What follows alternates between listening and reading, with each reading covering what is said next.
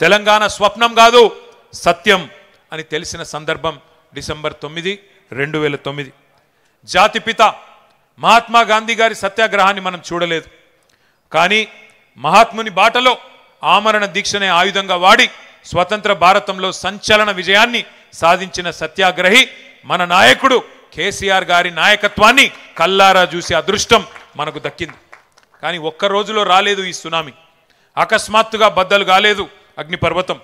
కేసీఆర్ గారు ఎప్పుడెత్తుకున్నారు తెలంగాణ జెండా, ఏ సందర్భంలో బిగించినారు పిడికిలి గుర్తు తెచ్చుకోండి. చుట్టూ చిమ్మ చీకట్లు, ఆవిరైపోయిన ఆశలు, ఎటు చూసినా నిరాశ నిస్పృహలు. అట్లాంటి పరిస్థితుల్లో ఒక భయం, ఒక అపనమ్మకం, ఒక అవిశ్వాసం, తెలంగాణ అన్న పదాన్నే నిషేధించిన క్రూర నిర్బంధ కాలం. నమ్మేవాళ్ళు లేరు, వెంట నడిచి వచ్చేవాళ్ళు లేరు.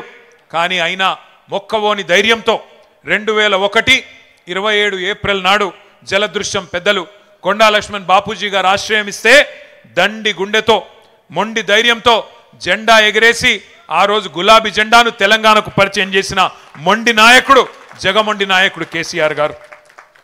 అప్పుడెప్పుడో మహానుభావుడు మార్టిన్ లూథర్ కింగ్ గర్జించిండంట, ఐ హ్యావ్ ఎ డ్రీమ్ అని, నాకు ఒక స్వప్నం ఉన్నది అని చెప్పిండంట.